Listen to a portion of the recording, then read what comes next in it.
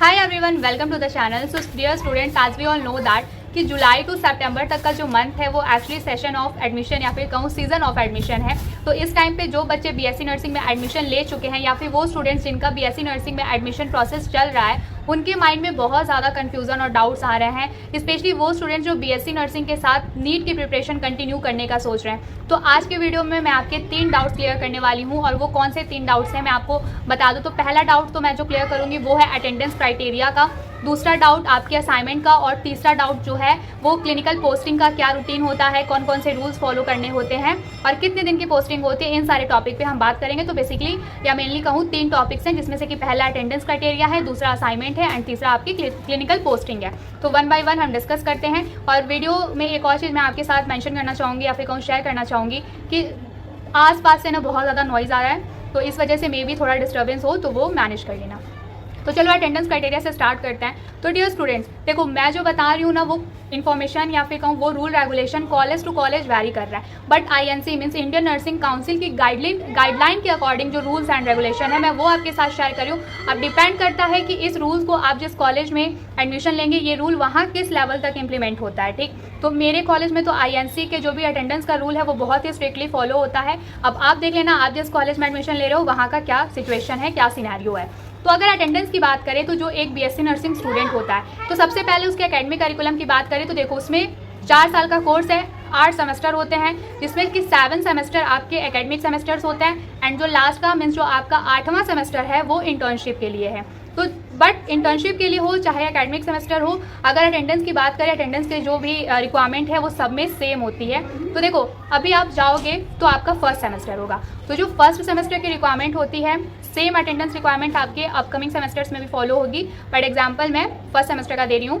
तो पहले होता ये है कि जो अटेंडेंस होता है इवैल्यूएशन वो 2 पार्ट में होता है। पहला इवैल्यूएशन आपका थ्योरेटिकल होता है एंड दूसरा इवैल्यूएशन आपका क्लिनिकल होता है। थ्योरेटिकल अटेंडेंस इवैल्यूएशन मीन्स जितनी आपकी क्लासेस चली हैं, चाहे जितने भी सब्जेक्ट्स की क्लासेस चली हों, जैसे कि फर्स्ट सेम में अगर मैं आपके 3 मेन सब्जेक्ट की क्लासेस की बात करूँ, जैसे कि आपका फाउंडेशन ऑफ नर्सिंग जिसे आप नर्सिंग फाउंडेशन के नाम से भी पढ़ सकते हो, और फिर उसके बाद एनाटॉमी फिजियोलॉजी बट इंग्लिश भी होता है। तो ये सारे सब्जेक्ट्स की आपके जितने भी दिन की क्लासेस चलेंगी, ईच सब्जेक्ट मीन्स सभी सब्जेक्ट्स में आपकी जो क्लास अटेंडेंस है वो 75% होगी।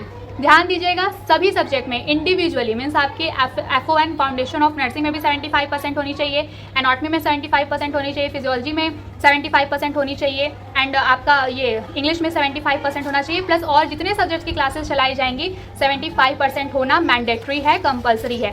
बट 75% सिर्फ इतना ही ऐसा नहीं है, 75% सिर्फ आपको एलिजिबिलिटी क्राइटेरिया में एंटर कराएगा।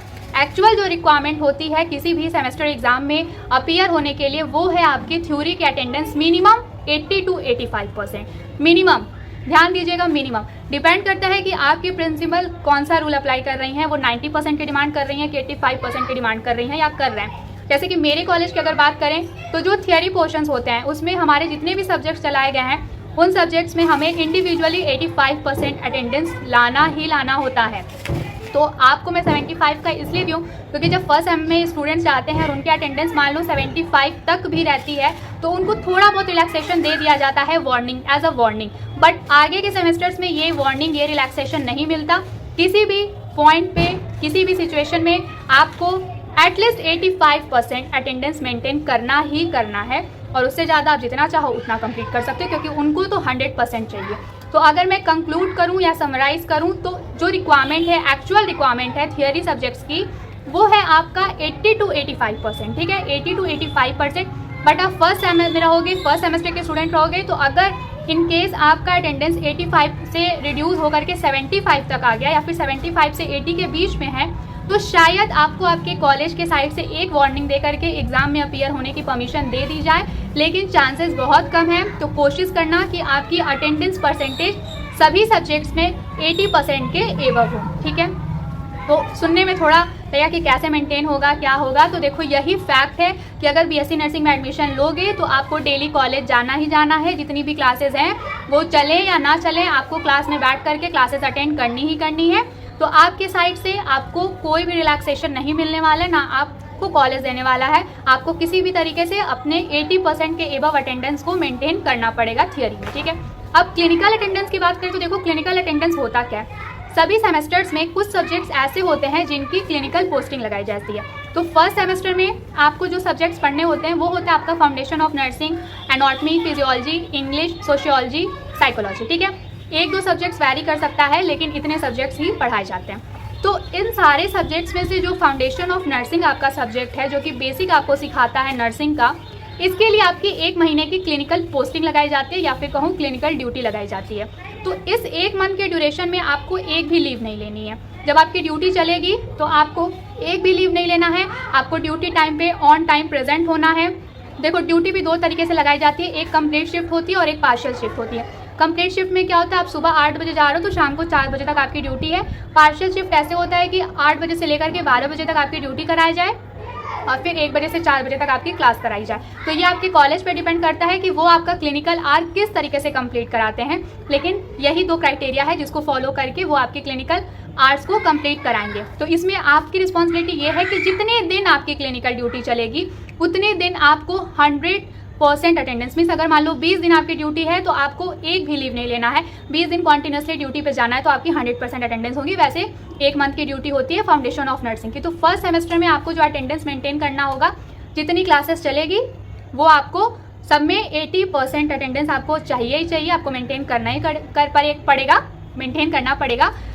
एंड आपकी जब क्लिनिकल ड्यूटी लगेगी, जो कि फाउंडेशन ऑफ नर्सिंग आपका एक सब्जेक्ट होगा जिसके लिए आपकी क्लिनिकल ड्यूटी लगाई जाएगी, उस टाइम पे आपको जितने भी दिन की ड्यूटी लगाई जाए, वैसे देखा जाए तो 1 मंथ की ड्यूटी लगाई जा सकती है, लेकिन थोड़ा बहुत 5-10 दिन फ्लक्चुएट हो सकता है। ठीक है, क्योंकि वो क्लिनिकल आवर्स होते हैं। अगर कॉलेज थोड़ा बहुत अपने से 5-10 दिन एक्स्ट्रा भी करा सकता है, कम भी करा सकता है। तो जितने भी दिन की आपकी ड्यूटी रहेगी, आपको ड्यूटी पे हर दिन प्रेजेंट होना है। तो इस तरीके से आपका क्लिनिकल अटेंडेंस फर्स्ट सेमेस्टर में 100% हो जाएगा।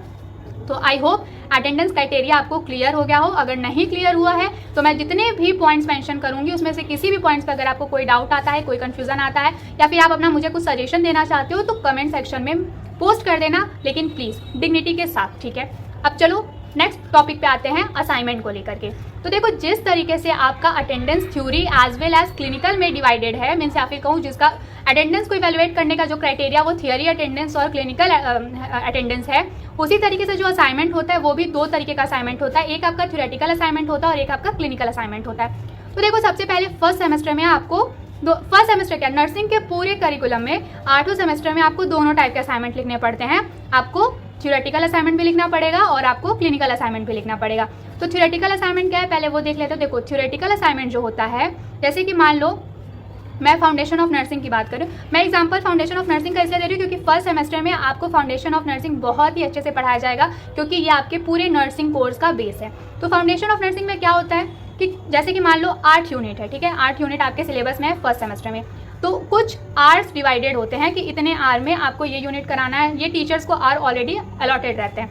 तो जब ऐसा होता है कि आर्स कम पड़ जाते हैं, टाइम कम पड़ जाता है और चैप्टर बहुत ज़्यादा पेंडिंग में रहता है, तो उसको कंप्लीट कराने के लिए टीचर्स कुछ टॉपिक पे आपको लेक्चर देते हैं, आपकी क्लास चलाते हैं, और कुछ टॉपिक्स का आपको असाइनमेंट बनाने के लिए दे देते हैं। तो ये आपके थ्योरेटिकल असाइनमेंट होते हैं। अब डिपेंड करता है कि आपके टीचर कितने टॉपिक पे आपसे असाइनमेंट बनाते हैं, बट रूल के अकॉर्डिंग मिनिमम आपके 5 असाइनमेंट होने ही होने चाहिए हर एक सब्जेक्ट में, चाहे वो जितने भी सब्जेक्ट में आपसे असाइनमेंट बनवाए। मैक्सिमम आपके टीचर पर डिपेंड करता है कि वो आपसे कितने असाइनमेंट बनवाते हैं। अब क्लिनिकल असाइनमेंट की बात करते हैं। तो क्लिनिकल असाइनमेंट देखो होता है, जब आप फर्स्ट सेमेस्टर में जाओगे तो उसमें कौन कौन से क्लिनिकल असाइनमेंट लिखने होते हैं पहले वो आप जान लो। उसमें आपको ये होता है कि हिस्ट्री कलेक्शन हम बोलते हैं, then physical examination, 5 history collection, 5 physical examination, 2 health education, ठीक है, और 1 ओरिएंटेशन रिपोर्ट होती है। अब ये होता क्या है, मैं आपको थोड़ा मतलब इन शॉर्ट बताने की कोशिश करती हूँ। वैसे जब आप जाओगे क्लिनिकल पोस्टिंग में, जब आप असाइनमेंट लिखोगे तब आपको ज़्यादा बेटर समझ में आएगा, ठीक है। तो होता ये है कि सबसे पहले जब आप वार्ड में जाते हो तो आपको बताया जाता है कि कौन सी चीज़ें कहाँ हैं, क्या आपको काम करना है, कितने बजे से कितने बजे तक आपकी ड्यूटी है। एक तरीके से आपको सारी चीज़ों से फैमिलियर कराया जाता है, हर चीज़ से आपका इंट्रोडक्शन कराया जाता है।